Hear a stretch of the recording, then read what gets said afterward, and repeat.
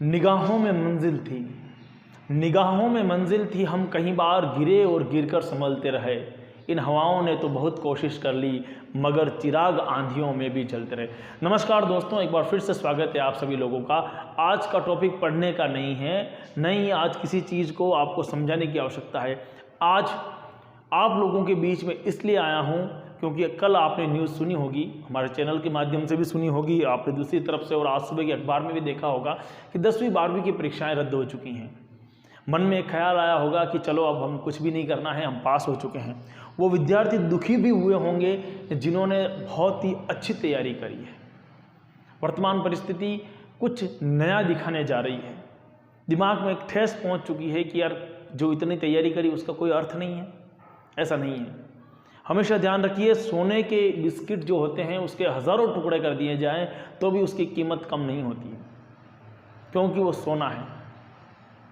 लेकिन अगर ईंट के टुकड़े को तोड़ दिया जाए तो उसकी मिट्टी में मिल जाएगा, उसकी कोई इज्जत नहीं रहेगी। ईंट जब तक बंधी हुई है तब तक ईंट है, बिखरने के बाद मिट्टी है।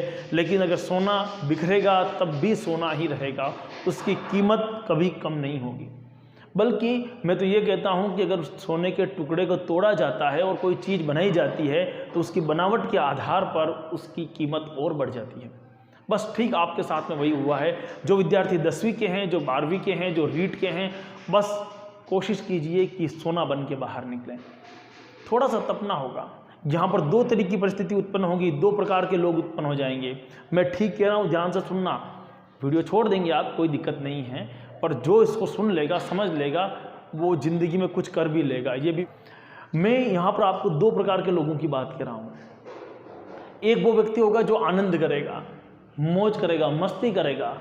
ज़िंदगी के ये 60 दिन, ज़िंदगी के ये 60 दिन इसलिए कह रहा हूँ कि अब 60 दिन तक कुछ होने वाला नहीं है। एक मान के चलते हैं, टेंटिव अपन मान लेते हैं कि चलो 2 महीने तक कुछ भी नहीं करेंगे, या एग्ज़ाम नहीं होंगे किसी प्रकार के, या हम अगली क्लास में जब ज्वाइन होंगे तब जो होंगे। तो 2 महीने ये ज़िंदगी के 60 दिन और 60 साल के बीच का संघर्ष है। जिसने 60 दिन समझ लिया उसको 60 साल की ज़रूरत नहीं रहेगी, और जिसने 60 दिन नहीं समझा है उसको 60 साल तक मेहनत करनी है। आप लोगों ने देखा होगा कि जो अच्छे अधिकारी होते हैं, जो अच्छी पोस्ट पर होते हैं, उन लोगों ने बहुत अच्छी मेहनत भी की होती है। और जो लोग, मैं बुराई नहीं कर रहा हूँ किसी की, लेकिन जो लोग उस समय मेहनत नहीं करते हैं वो देखना बाद में कुछ ऐसा कर रहे होते हैं जो बहुत ही मेहनत का काम होता है। आप लोगों ने एक कहानी तो अवश्य सुनी होगी कि एक जो कलाकार था, मूर्ति बनाने वाला, उसके पास में मूर्ति के लिए 2 पत्थर लेने गया। लोगों ने उसको पैसे दिए थे कि आपको मूर्ति बनानी है, तो मूर्ति बनाने के लिए पत्थर लेने गया। पहले पत्थर पे उसने जैसे ही काम प्रारंभ किया तो मूर्ति, उस पत्थर में से आवाज़ आई कि मुझे दर्द होता है और मुझे इस प्रकार से चेनी और हथौड़े से मत मार। मूर्तिकार जान गया कि इसको दर्द पसंद नहीं है, उस पत्थर को उठा के साइड में रख दिया। दूसरे पत्थर के ऊपर उसने अपनी पूरी कलाकारी बताई और एक सुंदर भगवान की प्रतिमा बना दी। जब उस मूर्ति को देना था, वो लेने के लिए व्यक्ति आए। सब लोगों ने ढोल नगारों के साथ में उस मूर्ति का अभिषेक किया और वहाँ के लेकर जा रहे थे। जाते समय उनकी नज़र उस पत्थर पर पड़ी जो गोलाकार था। उन्होंने कहा कि ये पत्थर आपके उपयोगी है। तो मूर्ति बनाने वाले ने कहा कि हमारे किसी भी काम का नहीं है, ये पत्थर यहीं पड़ा रहता है। उन लोगों ने आग्रह किया कि अगर आप कहें तो हम ये पत्थर भी ले जाएं। अब मूर्ति के साथ में वो पत्थर रख दिया। अब दोनों पत्थर आपस में बात कर रहे थे कि देखा, तेरे को इतना कूटा, इतना पीटा, तब भी तू उसी गाड़ी में जा रहा है। तेरे को मुझे कुछ भी नहीं पीटा, किसी प्रकार के छेनी हथौड़ा नहीं पड़ा, पर मैं भी इसी गाड़ी में जा रहा हूँ और दोनों का भविष्य एक जैसा है। ये बात उस पत्थर के कहने की थी जो पत्थर किसी भी प्रकार से चोट नहीं खाई थी। जब मंदिर में पहुँचे तो मूर्ति को दूध से, शहद से स्नान करवा करके उसका प्राण प्रतिष्ठा करवाई गई और उसे अच्छी से फूलों के बीच में सजाया गया। लोगों ने ढोल नगाड़े बजाए। लेकिन जो दूसरा पत्थर था उसको मंदिर के बाहर रख दिया। फर्क महसूस हुआ। पर कहानी यहाँ पर नहीं रुकी। कहानी जब आगे बढ़ी तो ऊपर दीवार पर लिख दिया कि कृपया अपने जितने भी नारियल हैं यहाँ पर तोड़ें। जिस पत्थर को दर्द था उसके प्रतिदिन सैकड़ों नारियल टूटते। क्योंकि जो भगवान के नारियल चढ़ते, जिस मूर्ति को नारियल चढ़ते, उसको नारियल तोड़ने के लिए जगह उस पत्थर पर मिली।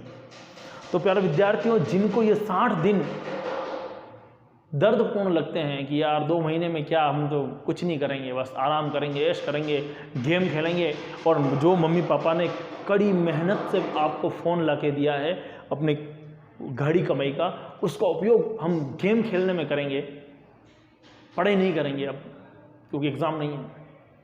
वो लोग ये ध्यान रखना, आपकी हालत उस पत्थर की तरह है जिस पर नारियल फूटते हैं। अगर भगवान बनना है, अगर मूर्ति बनना है और रोज़ पूजे जाना है, तो उसके लिए आज मेहनत करनी होगी, क्योंकि आज मेहनत करोगे, 60 दिन अगर मेहनत कर दी तो 60 साल बड़े आराम से निकलेंगे, और अगर 60 दिन मेहनत नहीं की तो 60 साल बड़े मुश्किल से निकलेंगे। तो जिन विद्यार्थियों का प्रश्न था कि अब क्या करें, मुझे लगता है उनको उत्तर मिल गया होगा कि अब क्या करें। अपनी मेहनत में और ज़्यादा समय लगाइए, और जितनी आप समय लगा सकते हो उतना ज़्यादा समय लगाइए। जितने नोट्स आप बना सकते थे, आपके पास समय मिला है, किसी प्रकार की कोई कमी मत रखिए। बात नंबर 2, आप लोगों ने ये कहा था कि अब कोई मानदंड तो रहा नहीं, मापदंड है नहीं किसी प्रकार का, हम 10वीं पास हैं, 12वीं पास हैं, हमको इस प्रकार से कोई एग्ज़ाम देना नहीं है। कोई बात नहीं, आपको एग्ज़ाम नहीं देना है, लेकिन आपको हर परिस्थिति पर एग्ज़ाम देना होगा। आप हर एक बार एग्ज़ाम देना होगा। अब आपको जब भी आपको कोई पूछेगा भैया तुम्हारा 12वीं में क्या परसेंट थे या तुम्हारा 10वीं में क्या परसेंट है, बड़ा मायना रखता है विद्यार्थियों के लिए, तब आपको कहना होगा कि उस समय हमारे कोविड की वजह से एग्ज़ाम को प्रमोट कर दिए थे, आगे बढ़ा दिया था मुझको। हर बार कहना है। और किसी ने कोई प्रश्न पूछ लिया आपके सब्जेक्ट से रिलेटेड, कई बार होता है बायो के विद्यार्थी बैठे होते हैं, है ना, और कोई गोली उठा के ले आते हैं या पूछ लेते हैं कि यार ऐसा दर्द हो रहा है तो ये क्या, अब क्योंकि उनको थोड़ा सा नॉलेज तो होता है बायो को दूसरों की तुलना में, तब आप जवाब नहीं दे पाओगे। बहुत बुरी परिस्थिति है। ऐसी परिस्थिति को सुधारने के लिए बहुत अच्छी मेहनत कीजिए। नीट आगे आ रही है, नीट की तैयारी कीजिए। आप आरपीएससी के थ्रू जितने एग्ज़ाम आ रहे हैं उसकी तैयारी कीजिए। हमारे राजस्थान बोर्ड के बहुत सारे ऐसे एग्ज़ाम कराएगा, नर्सिंग है, उनकी तैयारी कीजिए। कहीं पर भी अपने एग्ज़ाम लेवल को मत रोकिए, कहीं पर भी अपने आप को ठहरा हुआ पानी मत बनाइए। ठहरा हुआ पानी हमेशा बदबू देता है और बहता हुआ पानी हमेशा ताज़ा रहता है। आपको ताज़ा रहने की ज़रूरत है, हमेशा पढ़ने की ज़रूरत है। रोज़ पढ़िए, डेली पढ़िए, पढ़ना है, छूटना नहीं है। यहाँ पर 2 तरह के लोग बनेंगे। जो दोनों पत्थर की मैंने बात करी, मैं वापस उसी बात पे आता हूँ।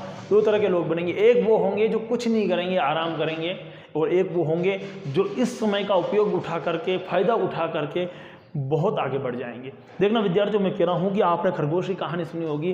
खरगोश ताकतवर था, बहुत तेज भाग सकता था, फिर भी भागा नहीं। क्यों? कि वो अपने घमंड में रह गया। और यहाँ पर भी वही होगा। जो विद्यार्थी अच्छे चल रहे थे वो अब अपनी गलतफहमी पाल लेंगे, वो अब क्या करना है। और जो विद्यार्थी लगातार मेहनत करेगा उसका बहुत अच्छा रिजल्ट उसको आगे मिलेगा। तैयारी कभी भी व्यर्थ नहीं होती है, ध्यान रखिए। अपनी जितनी कोशिश आप कर सकते हो उतनी कोशिश इस बार करिए। हाँ, अब आप लोगों के लिए मैं एक बात और कहता हूँ। आप लोगों ने नोट किया होगा वर्तमान परिस्थिति में हर जगह माहौल परिवर्तित है, नई चीज़ों का निर्माण हो रहा है, नई चीज़ों का निर्माण, नई परिस्थितियाँ बन चुकी है। पहले जो तरीके थे वो बदल चुके हैं। पहले आपने देखा होगा स्कूल में मोबाइल अलाउ नहीं था किसी प्रकार का, बाहर लिखा जाता था कि मोबाइल लेके मोबाइल का प्रवेश निषेध है, मोबाइल साथ में ना लाएं। अभिभावक को बुलाया जाता था। अगर कोई बंदा मोबाइल लेके चला जाता बहुत बड़ी बात थी उस समय, क्योंकि आपको लेके नहीं जाना था। आज सारे स्कूल मोबाइल से चल रहे हैं। परिस्थिति बदली है। पहले कोई भी कल्पना नहीं करता था कि इतने छोटे बच्चे के पास में मोबाइल होंगे। आज छोटे से छोटे बच्चे के पास मोबाइल है। तो मोबाइल का सही उपयोग होना चाहिए, अच्छा उपयोग होना चाहिए, बढ़िया से बढ़िया उपयोग कीजिए। तैयारी कीजिए जम के, ताकि किस्मत अपने आप चमके। और किस्मत कब चमकेगी? जब आपका लक्ष्य निर्धारण होगा। सबसे पहले आपको डिसाइड करना होगा कि 12वीं के बाद में क्या क्या है। 12वीं के बाद में आप नीट का एग्ज़ाम दे सकते हो, बीएससी कर सकते हो, बीएससी के साथ साथ में अगर आप चाहते हो तो बीएड कर सकते हो। ये आप लोगों के पास में मौका है। नीट का अगर आप फॉर्म भर चुके हो तो नीट की तैयारी कीजिए, दिन रात एक कर दीजिए। क्योंकि अगर आप नीट में सेलेक्ट हो जाते हो तो फिर कोई नहीं पूछेगा 12वीं में कितना परसेंट बना। लेकिन नहीं होते हो, जो जख्म जहाँ पर है तभी भर देना उचित है। बाद में भरने में समय लगेगा और हर बार वो दर्द देगा। अभी जख्म ताज़ा है, नए हैं, कि अभी परीक्षाएं छूटी हैं जस्ट, आप तैयारी करके नीट में सेलेक्ट होकर बाहर निकल जाइए, कोई नहीं पूछेगा 12वीं में कितने परसेंट है, क्योंकि फिर बाद में तो आप डॉक्टर बन के निकलोगे, टेंशन ही खत्म। अगर आप 2 साल तक कुछ नहीं करते उसके बाद में फिर तो पूछेगा यार भैया 2 साल बाद तो एग्ज़ाम भी होंगे, तो यार तुम्हारा कितना परसेंट था उस समय, नहीं हमारा तो कोविड की वजह से, अच्छा नहीं लगेगा, बहुत तनावपूर्ण माहौल हो जाएगा। ऐसी परिस्थिति को अभी निपटिए, जितनी तैयारी आप कर सकते हो उतनी तैयारी आप कीजिए। अगर 12वीं के बच्चों को, 10वीं के बच्चों को और रीट के विद्यार्थियों को किसी भी प्रकार की कोई भी समस्या है तो ये मेरे नंबर है।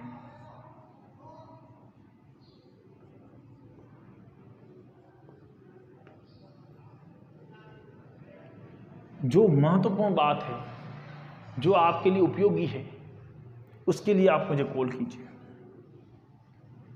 हम आपके लिए तैयार हैं।